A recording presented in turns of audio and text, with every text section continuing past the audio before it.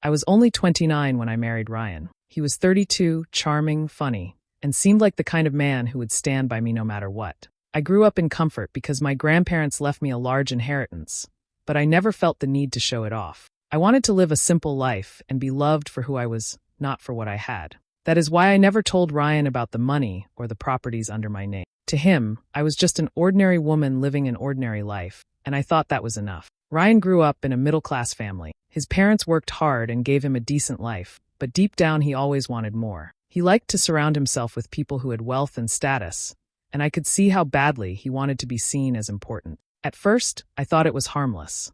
Everyone has dreams, and I didn't think it would affect our marriage. But slowly, his insecurities started to show in small ways. He would compare me to women who dressed better or who acted more sophisticated. He would make comments about how I didn't quite fit in when we attended his family gathering. I brushed it off, telling myself he was just proud of his family and their traditions. Things came to a turning point when his parents invited us to their anniversary party. Ryan was thrilled and kept talking about how impressive the party would be because it was being hosted at a mansion. He boasted about how his family had access to such a beautiful property. The moment he gave me the address, I felt my stomach tighten. I knew that mansion very well. It belonged to my grandparents before they passed away, and it had been left to me in their will. I had kept the place maintained, but never lived there because I preferred my own smaller home. I didn't say anything to Ryan. I wanted to see how he would act, especially since he was always so concerned about appearances. When we arrived, he immediately started showing off to his relatives, acting like he had a special connection to the mansion.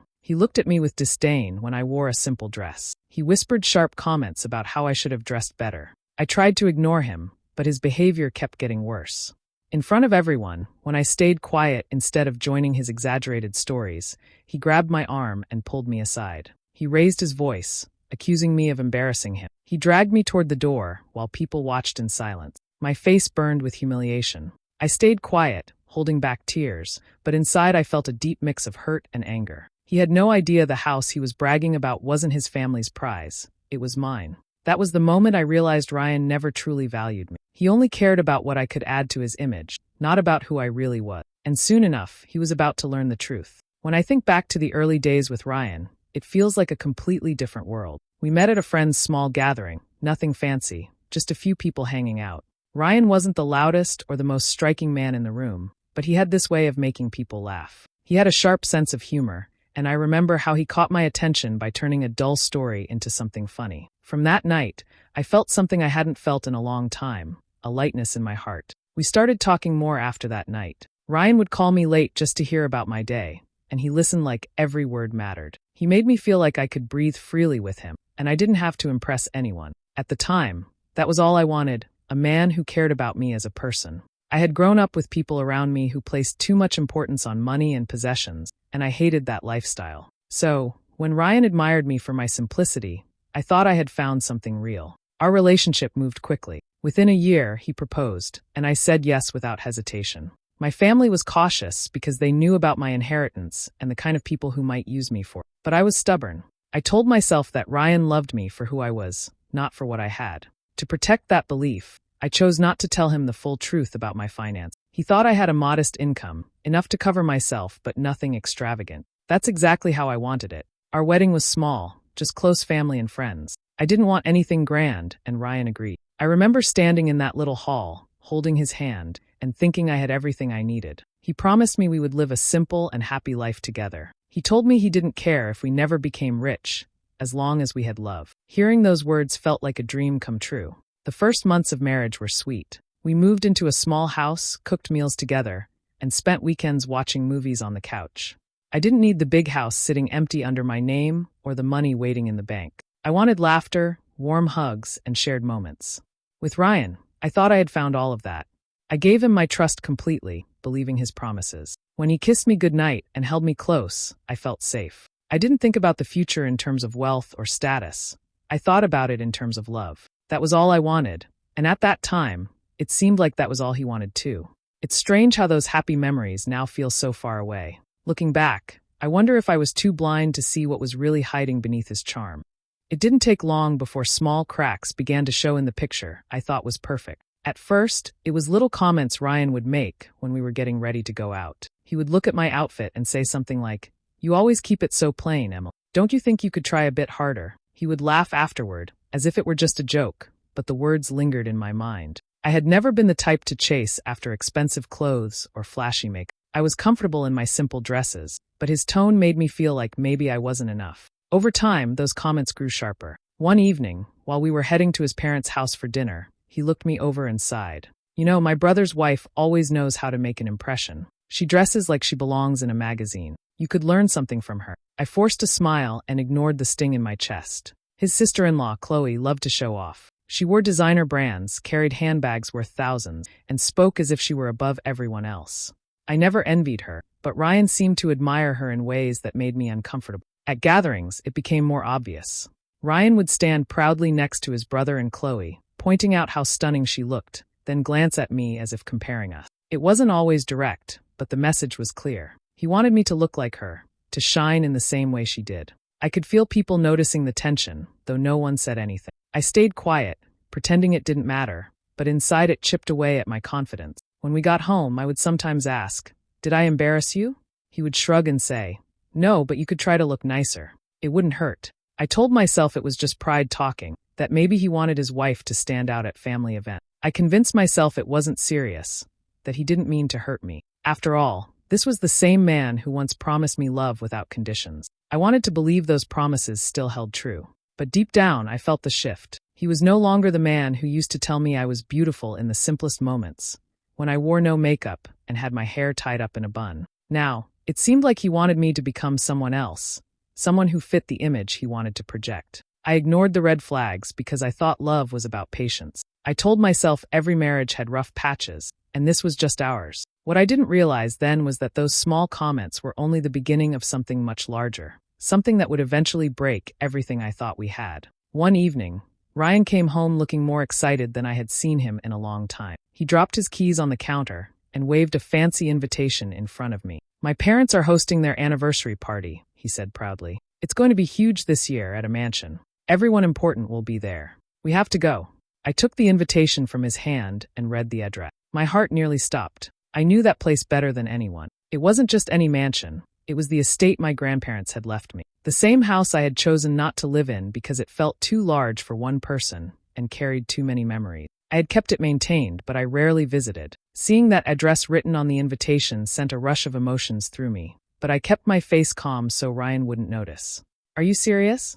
I asked softly, almost to myself. Ryan didn't notice my tone. He was too busy bragging about how grand the event would be. "This is the kind of party where people dress to impress," he said, already planning what suit he would wear. "It's going to show how far our family has come." He didn't once ask me if I was comfortable or what I thought. To him, this was a chance to shine, to prove something in front of others. Inside, I struggled with whether to tell him the truth. Part of me wanted to say, "Ryan, this isn't your parents' big accomplishment. This house is mine." But another part of me stayed quiet.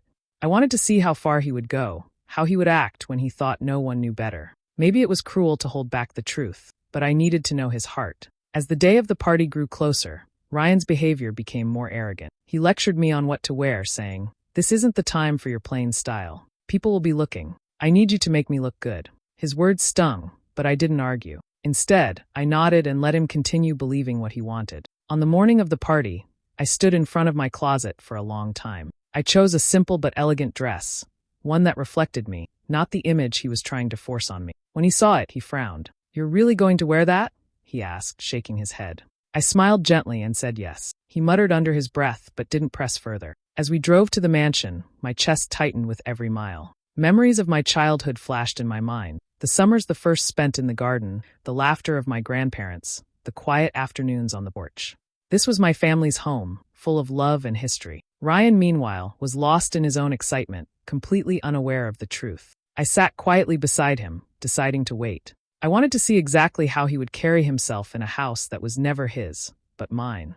The night of the party, the mansion looked as beautiful as ever. Lights lined the driveway, music floated out of the open windows, and guests in elegant gowns and sharp suits moved about the grand entrance. Ryan straightened his tie as if he were the one hosting, his chest puffed with pride. He glanced at me quickly, clearly unhappy with my simple dress, but said nothing as we walked in. Inside, the rooms were filled with laughter and conversation. Ryan wasted no time introducing himself around, shaking hands, and talking about his job as if he were the most successful man in the room. He kept calling himself the proud son of the family, acting as though his presence alone made the night more special. I stayed by his side at first, offering quiet smiles and polite greetings, but he hardly looked at me. Soon the comments started. When we joined a small group of his relatives, one of them complimented my dress. Instead of letting me thank them, Ryan chuckled and said loudly, "Emily doesn't really know how to dress like high society yet. She likes to keep it plain." The group went quiet for a moment, then gave awkward smiles. I felt my face heat up, but I stayed silent. As the evening went on, he repeated the same kind of remarks. If someone asked about me, he would brush it off, turning the conversation back to himself. When I tried to excuse myself for a moment of peace, he leaned close and whispered, "Don't walk away, you'll make me look bad." His grip on my arm was firm, his smile wide for the guests, as if nothing was wrong. After hours of standing there, listening to him brag and belittle me in front of others, I couldn't take it anymore. I quietly slipped toward the door, hoping no one would notice. My heart pounded as I thought about escaping the noise, the false smiles, and his constant need to make me feel small. But Ryan noticed. His voice rang out across the room, sharper than I had ever heard it. "Where are you going?" Guests turned their heads as he marched over to me. Before I could answer, he grabbed my arm tightly and hissed, "You're embarrassing me in front of everyone." I tried to pull back, but he dragged me toward the exit, his hand gripping me hard enough to leave marks. The music didn't stop, but the chatter around us fell silent. People were watching. I kept my head down, shame burning in my chest, wishing I could disappear. He pulled me through the door and out onto the porch, still muttering about how I had ruined the night for him. I stood there, tears threatening to fall, realizing that the man I had married didn't see me as his partner. To him, I was just someone who needed to play a part in his performance. He had humiliated me in front of everyone, not knowing that the very house he bragged about was mine. For a long moment after Ryan dragged me outside, I stood frozen on the porch. The cool night air touched my skin, but it did nothing to calm the fire burning inside me. I could still hear the faint sounds of the party, though they seemed to have shifted. The laughter was quieter, the conversations hushed. I knew people were whispering about what had just happened. They had seen the way he yanked me out, the way his voice cut through the room. Ryan paced a few steps away, still muttering about how I had made a scene and ruined his image. His words barely registered. My heart was pounding, not from sadness anymore, but from a sharp anger rising inside me. I had been embarrassed, yes, but something deeper was stirring now. I thought of all the small comments, the comparisons, the little ways he chipped at me over time. This moment was the sharp edge of it all, the proof that he didn't care about me, only how I looked beside him. Inside the mansion, I imagined the guests talking. They weren't just whispering about my dress or my quiet nature anymore. They were whispering about him, about how a husband could treat his wife with so little respect in public. Some of those people had always looked at me with pity, as though I wasn't polished enough for Ryan. But now, I knew they had seen something different. They had seen his cruelty. I took a deep breath and kept my tears from falling. Crying would have given him more power, and I refused to hand him that victory. My body trembled, but it wasn't from weakness. It was from holding back the storm inside me. And then a thought came like a steady flame. This house, this place he was bragging about, didn't belong to his family. It didn't belong to him. It belonged to me. The walls, the gardens, the chandeliers above the guests. All of it was tied to my name, my blood, my grandparents who had loved me. While he mocked me for not looking the part, he had no idea he was standing in a world I owned. The humiliation was real, but it was quickly being replaced by something stronger. I realized that I didn't have to stay quiet forever. I didn't have to let him control the narrative, or let his arrogance go unchecked. He thought he had stripped me of my dignity by dragging me out like that, but in truth, he had exposed himself. I stood taller, brushing the creases out of my dress with steady hand. I looked at Ryan, who was still rambling about his image, and for the first time that night, I felt no urge to defend myself. The anger inside me had turned into a calm resolve. He didn't know it yet, but the tables were about to turn. Ryan eventually led me back inside, acting as though nothing had happened. He plastered on a smile for the guests, slipping into conversations as if he hadn't just dragged me out in front of them all. His voice carried across the room, full of pride and self-importance.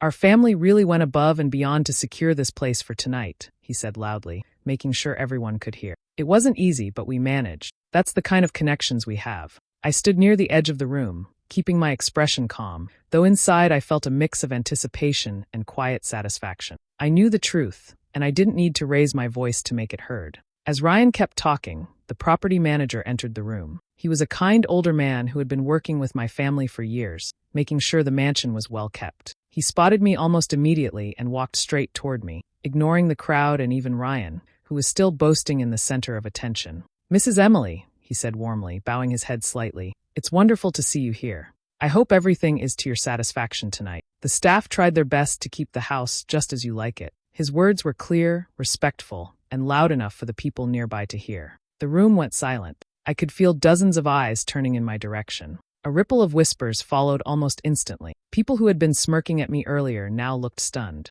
They realized what the manager's words meant. This wasn't Ryan's family's achievement. This wasn't their grand venue. It was mine. Ryan's laughter faltered mid-sentence. He blinked quickly, his confident expression slipping as he glanced from the manager to me. What do you mean?" he stammered, his face paling. The manager looked confused by his question. "Why, sir, this is Mrs. Emily's estate. She is the rightful owner. We've worked with her family for years." Gasps echoed across the hall. Guests exchanged glances, some with wide eyes, others with barely concealed smiles. Everything Ryan had just bragged about collapsed in that single moment. His arrogance, his mocking comments, his pride, all of it crumbled like a fragile mask. Ryan turned toward me, his mouth opening and closing, but no words came out. He looked smaller somehow, no longer the confident man strutting around as though he owned the world. For once, he had no control over the situation. I didn't need to gloat or raise my voice. I simply stood there, calm and collected, as the truth settled over the crowd. The man who had dragged me outside for embarrassing him was now the one exposed. It was in that silence, heavy and unshakable, that Ryan finally realized the depth of his mistake. I stood still for a moment after the manager's words sank into the room. All eyes were on me, waiting for some kind of explanation. I could feel the weight of the stares, but instead of fear, I felt a sense of calm I hadn't known in a long time. My humiliation had already burned away. Now it was time to let the truth speak for itself. I lifted my head and walked toward the center of the room, my steps steady. The crowd shifted, making space for me as though they knew something important was about to be said. Ryan stood there, pale and stiff, his hands twitching as if he wanted to pull me away again but didn't dare. "This mansion," I said softly but clearly, "belonged to my grandparents. They left it to me when they passed away. It has been in my family for generations." I looked around at the shocked faces, letting the words settle. I chose not to live here because I preferred a smaller, simpler home. I didn't feel the need to flaunt it or use it to impress anyone. The silence in the room was thick. People who had seen me as ordinary were now staring with wide eyes, whispering among themselves. Ryan's family looked stunned, some of them exchanging uncomfortable glances. I continued, my voice calm. "I never told Ryan about this inheritance because I wanted him to love me for who I am. I didn't want money or property to become the reason for our marriage. I believed in honesty, in simplicity, and in love without conditions." My gaze flicked briefly to Ryan, whose face was flushed red, his jaw tight with shame. Ryan tried to speak, but no words came out. He looked like a man stripped of every excuse he had once leaned on. For years, he had made me feel small, but in this moment, it was clear who had been blind. I didn't raise my voice or throw insults his way. I didn't need to. The truth was stronger than any argument. I lived modestly because I wanted to. I wanted to build a marriage based on care and respect. But tonight, it's clear to me that respect was never part of it. Gasps and murmurs filled the air again. Some guests nodded slightly, as if agreeing with my word. Others avoided Ryan's eyes, unwilling to meet the gaze of a man who had just humiliated his wife, only to be humiliated by his own lie. I took a step back, standing tall with dignity. Ryan's shoulders slumped, his eyes darting around the room as if looking for a way out. But there was no escape for him anymore. His mask was gone, and everyone could see the truth. I didn't need revenge in the form of anger. My calm truth was enough to shatter him. The moment I finished speaking, a wave of whispers spread across the hall. Some guests moved closer to me, their faces soft with sympathy and respect. A woman I barely knew touched my arm gently and said, "You didn't deserve what he did to you." Others nodded in agreement, their eyes filled with quiet support. For the first time that evening, I didn't feel alone. Ryan, on the other hand, looked like a man trapped in a nightmare. His face was red, his mouth opening and closing without forming words. He finally stepped closer to me, his voice low and shaky. "Emily, can we talk outside? Please, just for a minute." I didn't move. I stood tall, my chin lifted. "There's nothing left to say," I answered softly, but firm enough that people around us heard. Ryan's eyes widened in panic. He reached for my hand, but I pulled it back, and the rejection hung heavy in the air. That was when some of his own relatives began to speak up. His aunt shook her head and said sharply, "Ryan, how could you treat your wife that way in front of us all? Dragging her like that? It was shameful," another relative muttered. "And to think you tried to make her look small, when she's been the one holding all the dignity." Each word cut into Ryan, and I could see it in the way his shoulders hunched lower and his eyes darted nervously. The same people he had tried so hard to impress were now siding with him. His family, who once looked at me with pity or judgment, now looked at me with genuine respect. One of his cousins stepped forward and said quietly, "Emily, I'm sorry for the way we treated you before. We didn't know." I gave her a small nod. It wasn't about apologies anymore, but their shift in attitude was clear. For once, they saw me not as Ryan's plain wife, but as a woman with her own strength. Ryan tried again, his voice breaking. "Please, Emily, let's talk." "I didn't mean." I cut him off gently. "You meant every word. You showed me tonight who you really are." My tone was calm, but it left him speechless. He looked at me desperately, but I turned away, addressing one of the guests who had asked me about my grandparent. I carried on the conversation, as though Ryan wasn't standing there. The crowd slowly adjusted, and people began talking again, though their energy had shifted. Some came to stand near me, offering smiles and kind words. Others gave Ryan cold glances before turning their backs on him. He looked smaller with every passing minute, his confidence drained away. For the first time since I married him, I felt the power shift. I wasn't the one shrinking in the background anymore. I stood in the center of the room, not because of wealth, but because I had refused to bow to his cruelty. And Ryan knew it. When the evening finally wound down, I didn't wait for Ryan to follow me or beg again. I walked out of the mansion with my head high, not because I wanted to make a scene, but because I needed to take back my dignity. The cool night air felt like freedom as I stepped outside, leaving behind the whispers, the music, and the man who had humiliated me. I got into the car alone, and for the first time in years, I felt like I could breathe without carrying his weight on my shoulders. The ride home was quiet, but my mind was clear. I thought about everything Ryan had said and done, and all the little signs I had ignored. The way he compared me to others, the way he wanted to show off, the way he cared more about being admired than being kind. It all pointed to a truth I didn't want to face before. My marriage had been built on promises that meant nothing to him. He never saw me for who I really was. He only saw what I could add to his image. The next morning, I made my decision. I wasn't going to cry or wait for him to change. I called a lawyer and started the process of filing for divorce. It wasn't easy, because no one ever dreams of their marriage ending this way. But I knew staying with him would only break me down more, and I owed myself better than that. I owed myself peace, respect, and honesty, things Ryan could never give me. When Ryan finally tried to talk again, his words were full of regret. He begged for another chance, swearing that he loved me and that he would change. But his tears didn't move me anymore. I had cried enough for both of us, and I wasn't willing to lose myself just to keep him comfortable. Love without respect isn't love, it's a prison, and I had no intention of living locked inside it any longer. As the weeks passed, I felt lighter. My family supported me, and even some of Ryan's relatives reached out, saying they admired how I had handled everything with strength and grace. I wasn't bitter. I wasn't out for revenge. I simply wanted to move on and rebuild my life in peace. The mansion, the inheritance, the wealth, all of it mattered less to me than the lesson I had learned. Humility is a greater treasure than pride, and dignity is worth more than any title. In the end, betrayal hurt me deeply, but it also opened my eyes. It showed me the strength I had been hiding all along. It reminded me that I didn't need to prove my worth to anyone, least of all to a man who couldn't see it himself. Never underestimate the quiet strength of someone who chooses humility over pride. I walked away with nothing but my self-respect, and that gave me everything I needed: peace, freedom, and the courage to start again.